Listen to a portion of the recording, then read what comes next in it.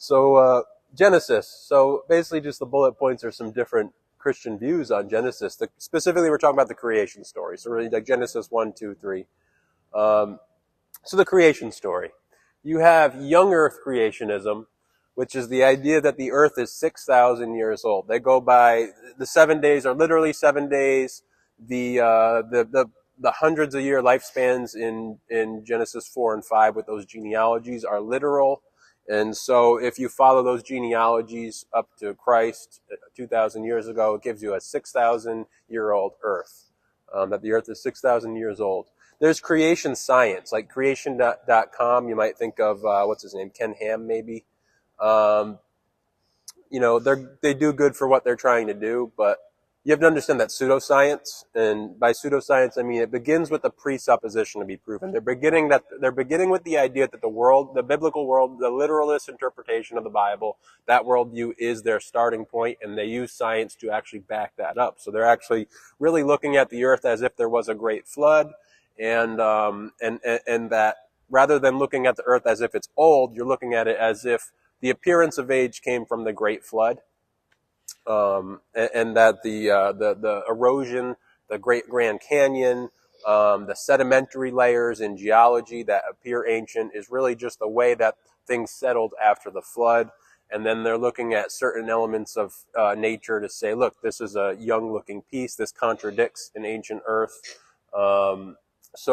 But understand, it's pseudoscience. It's not classical science in a sense that you're taking observations and drawing conclusions from it. They're starting with a conclusion, bringing observations into that. Not that that makes them wrong. Not that that disproves them in any way. You just understand it's not classical science. But they're out there. I've read through their entire website. Well, at least skimmed it, but read through a lot of it. They've got a website, creation.com. Pretty interesting. You've also got old Earth creationism. You've got gap theory, which is the idea that there was a time span between the first and second day, and a long time span. And they pull from Jeremiah. There's an idea in Jeremiah that Satan roamed the earth before mankind, and so they end up just extending that first day to be very long and making an old earth out of it that way. There's analogy days saying that each day of the 7 days of creation represents just a span of time, and showing that God went through a process of creation rather than literally doing it in 7 days, because that's what we seem to observe. Or you got a full analogy or allegory or symbolic view where just looking at the creation story it's an analogy, it's symbolic of things, it's a metaphor for things, it's not to be taken literally, it's not a literal account of how God went through the process of creation, but we take the idea that God created everything, it's a story that reinforces that idea, and then it brings out spiritual truth. So it's a story to teach us spiritual truth while also giving us the concept that God is the creator of everything. These guys might be intelligent design believers, that they would believe in a full evolution argument the way that mainstream science would teach, but rather understand that God worked through that process and catered that process along the way. These are all Christian views, all understandable, logical Christian views. There's a special creation one, not as popular, but this idea that there was a separate garden creation with Adam and Eve, but rather there's an old earth with this evolution process going on, and the fossils of ancient mankind and Neanderthals and things like that happening on earth. But then you had a garden separated where Adam and Eve were made specifically differently than those, hominid species or human-like species, or if you want to just call them human. They would say Adam and Eve were separate, and that was just a different thing, and that those other people on Earth died off, and we're all Adam and Eve's descendants. I've also seen people argue that all of the human-like species, the Neanderthal and caveman species, were actually just humans. I've seen people argue that if you really look at the fossils on them, they're really not that different from us, and that they're not different species that evolved into humans or different human-like species. They're actually just humans, and they just were from a different time. They looked a little different, just like, just like different humans from different continents look different. They look different because they were from a different time. But you can prove that some of these Neanderthals used tools. They may have used makeup. They used weapons. They were quite intelligent. They had pretty intricate societies. It's arguments like that. So a lot of different views out there on how people put together the past based on a biblical worldview and integrate, what science is observing and what science tells us about the world versus, what it does or doesn't and how that integrates into the Bible. Then you have a mytho-history view, which is a hybrid view of an old earth plus some literal plus some analogy. It's really a mishmash of all of these views put together. And we'll go into detail a little more on young earth, old earth, and mytho-history. So we're going to go through literalism, non-literalism, and mytho-history. And honestly, for me personally, I have believed in probably all of these views at some point in my Christian walk. I've just skipped around to believing different ones. So ask me next month and I'll have a different view. I don't know. I don't really hold any solid conclusions personally. I lean towards a certain one now, but it's not a very strong lean. I've jumped around so much and studied all of these and been convinced by different ones, and so that's just where I'm at. And so I'll just present what's out there. Why take this literally? So literalism view. Why read it if it's an exact historical narrative? Well, the text is a narrative, and it writes like a narrative, like it's a true history, right? Then you have the 7 days have evening and morning, and the seventh day is the Sabbath, where God rested. So that kind of tells you a literal idea. The genealogies in chapter 4 and 5 have this father, son, and age and birth thing. Like the father was 500 years old. When he had this guy, he died at 600, and then his son, and then it goes to the son having the same kind of lifespan and an age where that son was born. So that shows a 6,000-year-old earth. Other books and reference Genesis as if it's true, and other speakers in the Bible. And then you have the theological point of sin and death through Adam, which is a strong theological point, which ties into Jesus' crucifixion and resurrection and salvation, being mainly that Jesus is the second Adam, that death reigned through Adam, and therefore life came through Christ. And so there's a strong theological tie into there being an actual Adam who actually sinned, and we inherited that sin through him. So why take a non-literal or allegorical view and just say, look, it's all kind of a symbolic thing? Well, there are poetic and non-literal elements of the text. So you can't just say it's all to be meant to be literal, because at some point you have to say there are allegorical and symbolic elements of these early chapters of Genesis. And there's no doubt about it. It's just how much of it is there. So you can't actually make a pure literal argument, because days existed before the sun is created on day 4. The snake talks, and there'll be an eternal war between Eve and the snake's offspring. And the snake crawls on its belly because one of them, it's saying snakes crawl on their bellies because a snake deceived Eve in the garden. And that's why snakes don't have limbs. That's basically what it's telling us. And it's rather ridiculous to say that's literal. So obviously we make that as that's symbolic of Satan. The snake is Satan. And him crawling on his belly and having warfare between Eve's offspring is the spiritual battle between good and evil, basically. So we do agree there's a symbolic element in the snake, at least. So everything beyond that, though, you either take literal or not. So at least a non-literalist would say you at least have to agree that there's some elements of poeticness and symbolism in there. There's also poetic natures in the text itself. In the Hebrew text, there are things that you would see that were common to Hebrew poetry. So the text in Hebrew is poetic. That doesn't make it non-literal. It's just it's poetic. It is there. There are two creation stories. The second one beginning in Genesis 2:4.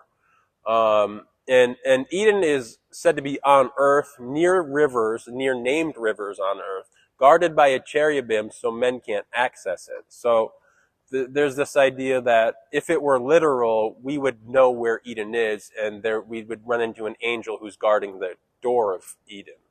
And so basically they're just pointing out it's kind of nonsense to take that literally. That, obviously there's nowhere on planet Earth, we know pretty for sure at this point, there's nowhere on planet Earth and where the angel's guarding the door to a garden. Then there's Genesis 4 and 5, or Genesis 5 has those lifespans of hundreds of years, where these guys are living to be 3, 4, 5, 600 years old. Then you have doublets. I'll go a little bit into doublets. I think the next slide goes into the doublets.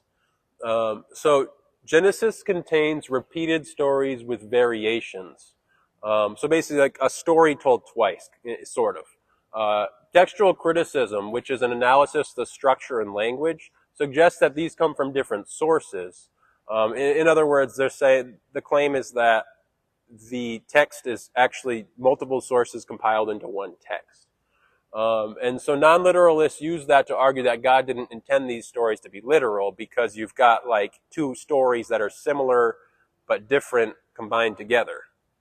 So for example, you got the wife-sister deception stories, the two covenants with Abraham, Hagar and Ishmael cast out is told twice. The naming of Beersheba is told twice. Jacob's name change is told twice. God's promise to multiply descendants is told twice. So that's the claim. And they're saying that textual criticism shows that when you look at the two copies of each story, they seem to be from two different sources.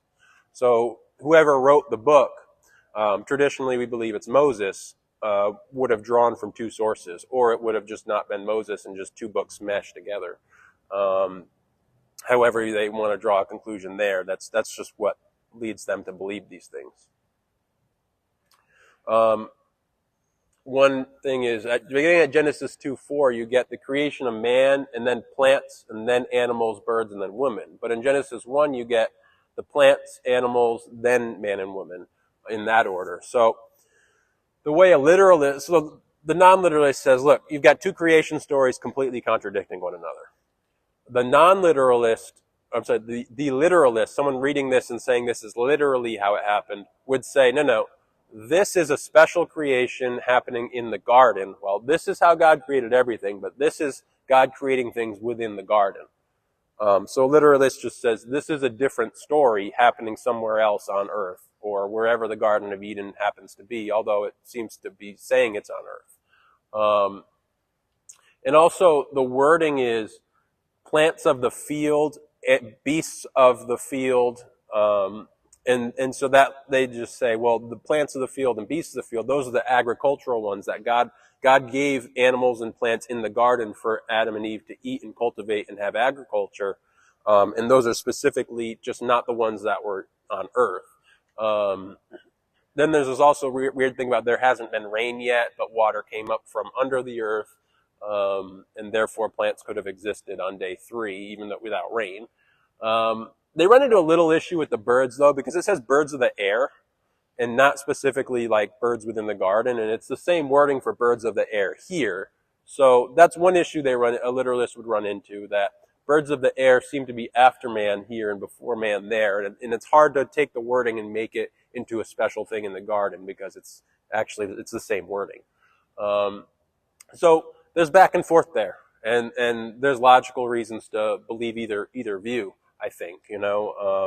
They both make good points, and the wording is a little challenging to tease out exactly which view is right. You also get a doublet genealogy in Genesis 4 and 5.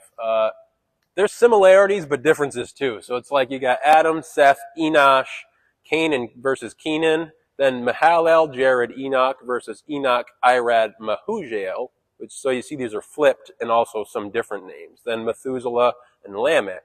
But also in Genesis 4, Cain is a descendant straight from Adam, not necessarily of Enosh, whereas this one's straight down. This one is a separate branch. So a literalist would say, look, it's a different branch. It's a different genealogy altogether. They just happen to have some similar names. Whereas the non-literalist says it's just a doublet. These are the same things, but they're not accurately recorded. God didn't mean to accurately record it, and therefore it's just a doublet. And again, just logical points on both sides of this argument. They do look very similar. They but then, yeah, it is a completely separate lineage right here. It's not the same lineage.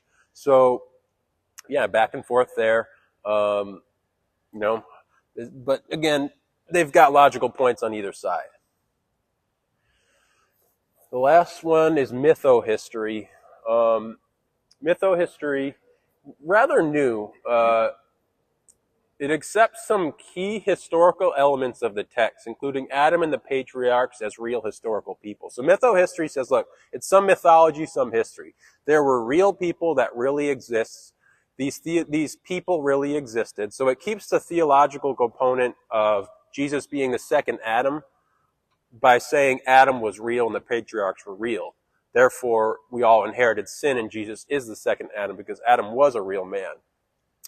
But it also accepts that there are non-literal aspects of the text, being symbolism and doublets and so on, especially in chapters 1 through 11, according to William Lane Craig. He's really the guy who's popularized this view, if not really developed it into what it is today, and the main proponent of it. And Dr. Craig is probably one of the most influential Christians on the planet.